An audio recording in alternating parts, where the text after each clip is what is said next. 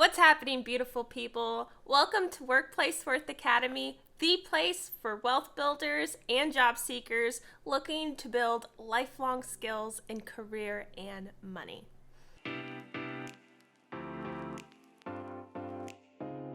I'm Jenny Lagulo, and I'm a career expert and educator. And today we are talking about anxiety in the workplace. And you guys, I've been scared to release this video because I experience anxiety. It's actually one of the reasons I didn't start my YouTube channel about 6 months ago, even though I wanted to do this for a while. And it's something that I know has kept me from being successful in small little wins, right? So if I could lead a presentation, I kind of step away because socially I feel awkward and weird. So I really am happy to open the floor and talk to you about this. If you are experiencing a medical emergency or a psychiatric emergency, please be sure to dial 911. Or if you're with someone, stay with them until professionals arrive on the scene. There are links below that I will include, so check that out. Get connected to the right resources. You know, I am not here to treat, diagnose, or cure anybody from anxiety. I am here as someone sharing their experiences with anxiety and offering you support and sharing my story and talking really about 3 traps that I see and I've done for myself in the workplace. So I just want to create some dialogue around this, and I hope you find this to be valuable.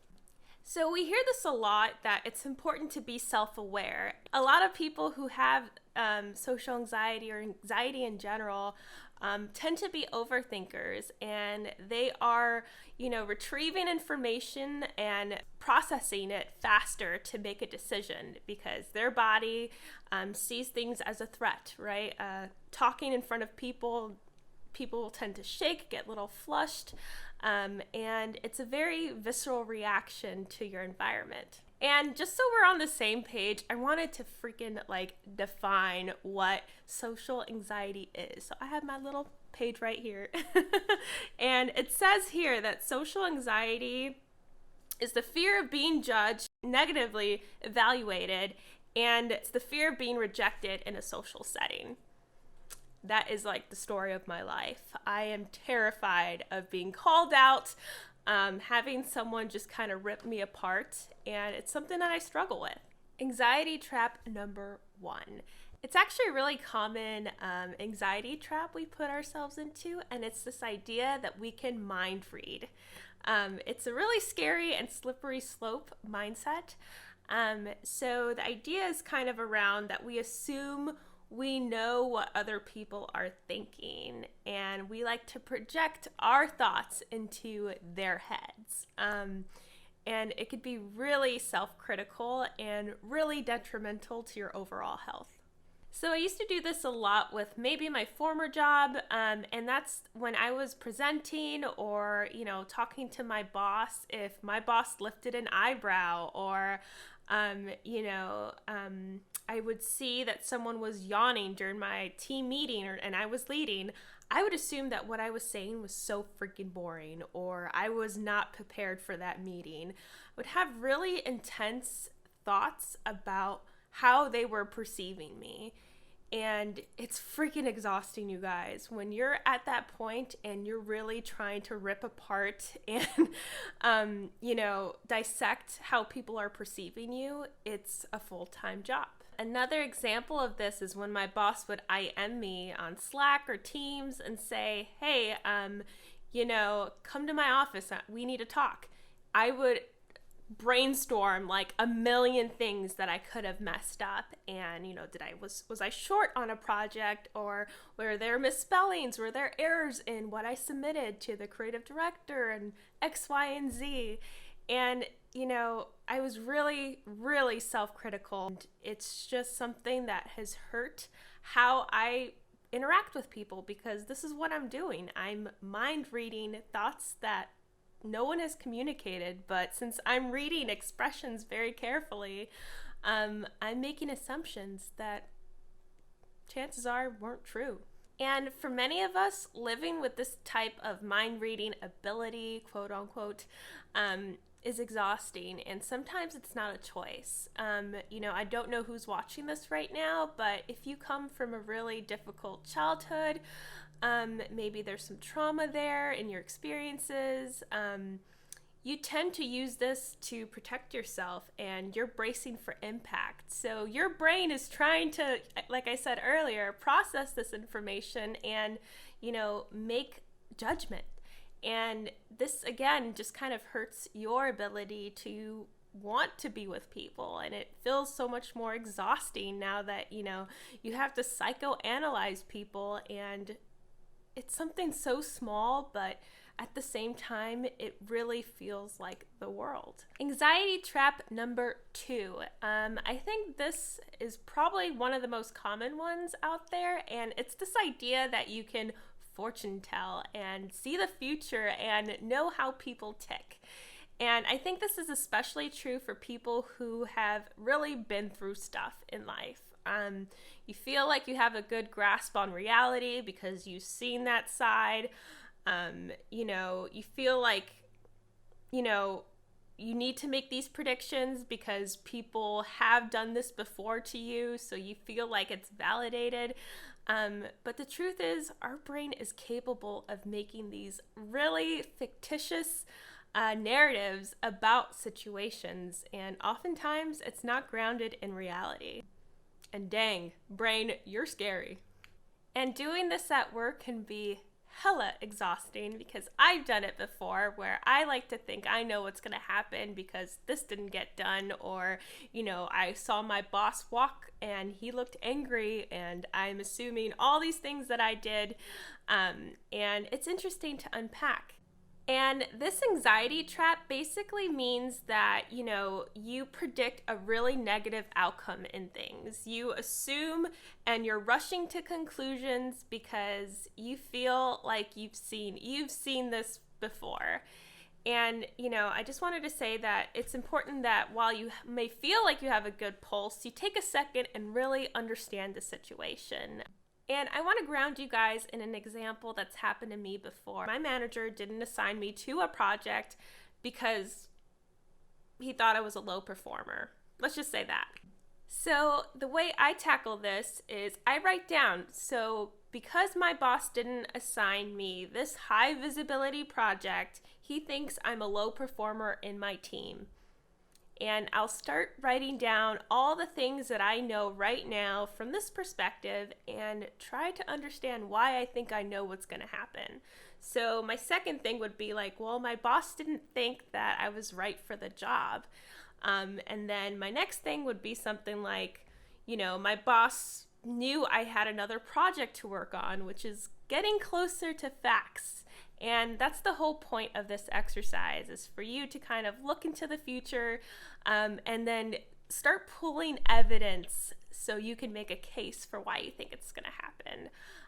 Another thing is like, okay, if your boss sends you, like I said earlier, a message and you're thinking, oh, gosh, is this like a conversation where I might be fired?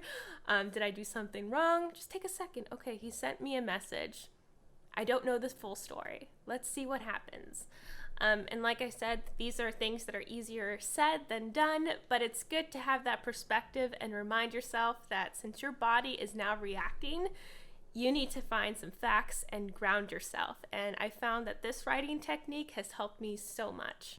And the third anxiety trap we fall into, and this one is, I think a lot of people have experienced this, or you've probably have said this to somebody, but it's this idea of black and white thinking. So this concept of it's either my way or the highway, really rigid, and there's like no grayscale to experiences or situations. And to be real, I think this line of thinking can be so detrimental to how people perceive you, if they think that you're a flexible team player. If you're able to really unpack and see yourself as someone who's, a little more complex, and you understand that not all situations have a yes or no response to, or they're with me or against me mentality, you'll notice that there's a little more, things to unpack, and you don't have to rush into conclusions so fast. And my tips on how to conquer this, it's actually not too difficult to do, but it's just something that you'll have to squeeze into your schedule and your routine at your 9 to 5. And that is just talking with somebody. Gain as much perspective as you can. If you're rushing to conclusions about something, maybe you are working with a difficult, like manager or family member, try to understand that things are not, so black and white. And I think that going on a walk is a really good action item for you to do, because now you can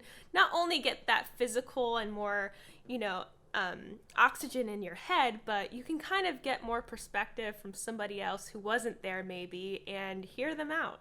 And this is probably my favorite step or my favorite thing to do when I have like black and white thinking, like, wow, this person really hates me or they like me, right? I think a lot of people do that.